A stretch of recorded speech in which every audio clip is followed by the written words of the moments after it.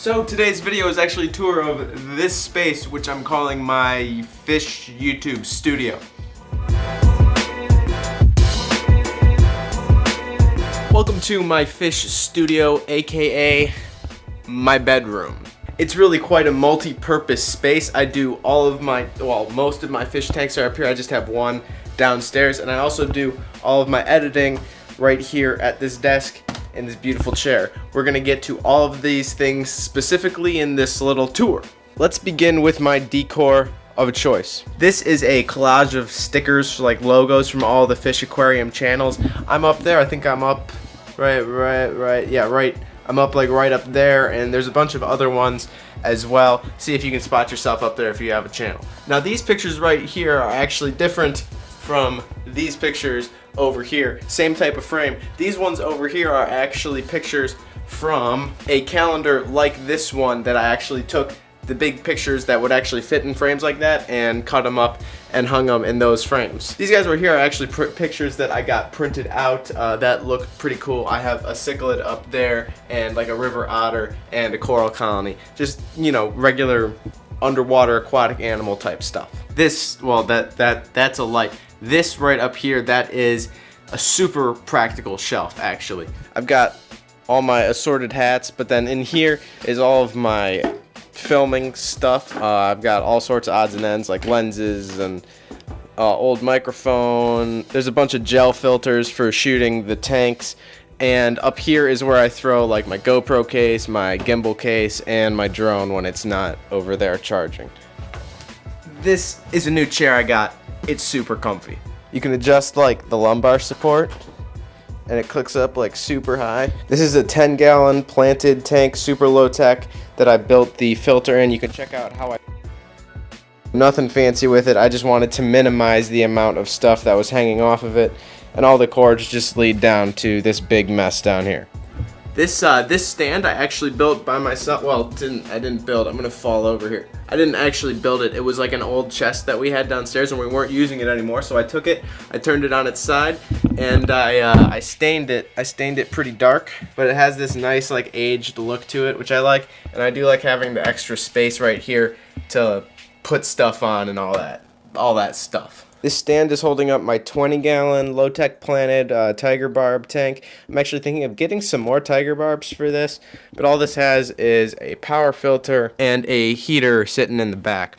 Actually, fun fact, this was my first like legit tropical aquarium, but this aquarium right here was my first ever.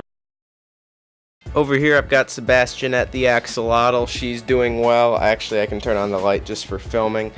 And I do have this fan right here that blows over the tank when I'm not filming, because it creates a big really awful sound with the microphone. But yeah, I actually threw some pothos clippings from this tank over into this one to see if it would grow at all. So far not really, but we'll see how that turns out. And she's just doing very well. I've been feeding her a lot more. I'm trying to fatten her up. Underneath her tank is this, actually, funny story. To get this tank in here, I actually had to take this tank completely off and lower it through the top, because the top, I don't know if you really can't see, but the top is actually like empty. So the only way I could get this 10-gallon in here was by taking off this tank. Anyway, this is actually the storage tank for my ATO that I made a video on for the reef tank. That way it's just saving space and it doesn't look ugly at all. Now down here we have my reef tank. This is 13.5 gallons. It's the Fluval Evo. It's got a built-in filter in the back. I have an AI Prime light on it. I do a ton of videos on this tank if you want to check those out separately for more details. But let's just do a little rundown on how everything looks and how everything functions. I just got this new stand for it maybe a couple months ago, 1 or 2 months ago, and I added the gyre controller right here because that's my power head. That's a controller to the power head. This is the controller to my Digital Aquatics Reefkeeper light computer system that runs it. And right here is my doser and just some drawers full of food or test kits or medicines or something that I access pretty frequently. Down here on the floor I've got my scraper and turkey baster, basically stuff that I just use every day. And of course the dosing containers and lines and everything are back here and lead up to the back chambers of the tank. Now my favorite part about this new stand right here is all of this. Now, this is probably a fire hazard. Probably shouldn't have the paper towels in with all of this really messy cord that I should really clean up. But basically, that's what I did. If the house burns down, we all know what happened. But this is my reef tank. This is my favorite tank.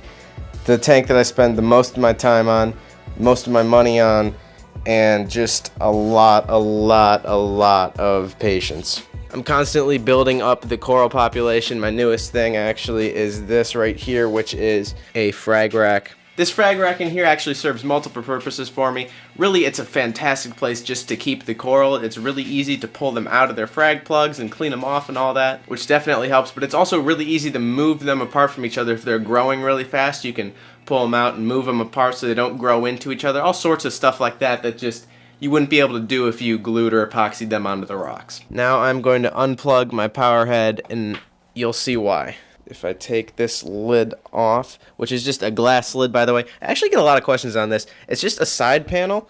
Like, this is the same exact piece. It's the side panel of a 20 tall that I got. I was taking down the 20 tall and I just took that piece out of it and figured it would make a good thing for the reef, a good lid. This is what I wanted to show you. Actually, yeah, that Monty colony is actually kind of dying at the top. So it used to look better, but the top-down view of any reef, but especially my reef, I think, is one of the best views. You can really see all of the color shining through, all of the bright pinks and reds of that huge Monty colony that I have. I got it when it was a piece maybe about that big, and it has easily tripled or quadrupled in size. But also the aquaporas look very, very vibrant from up here. That's actually a new piece you might not have seen. It's a bonsai acro. The top-down view just allows you to see a lot of color and just a lot of looks that you normally don't see from a side panel. Anyway, we'll plug this back in and get the water moving again. Oh yeah, but you know how I mentioned fire hazards previously just a couple seconds ago? You want to check out a real fire hazard? You see the base of that light? That's not safe. I've been on Amazon twice now ordering replacement bulbs for this, and the first time I wasn't paying attention. I ordered 45 watt bulbs. These big ones are 85 watt, so I needed to order them again. I ordered a 2-pack of 85 watt. You know what they sent me? They sent me this box, and if you see the label, it says that it's an 85 watt 2-pack bulbs or whatever, but look at what you see if you look at the actual box label and what is kind of evident by the actual size of the box. This is two 45 watt bulbs. An unusual mess up by Amazon, but now I'm stuck doing another video with something that can potentially burn the entire neighborhood down.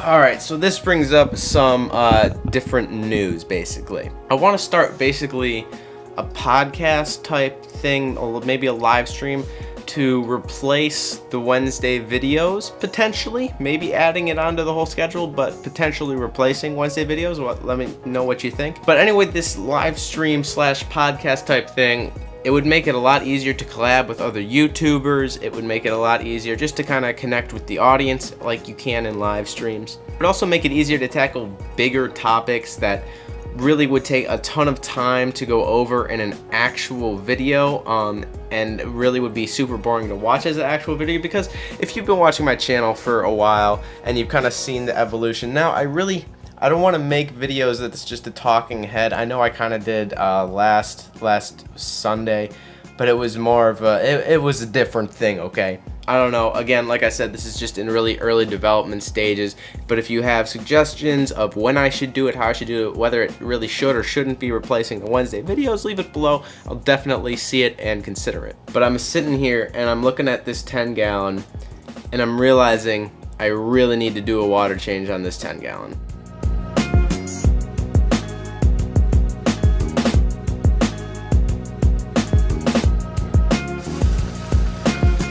You can see I put those stones down there to break the water.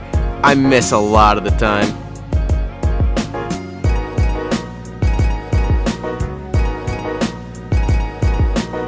So the refill made the water super cloudy and caused like the Grand Canyon in the substrate.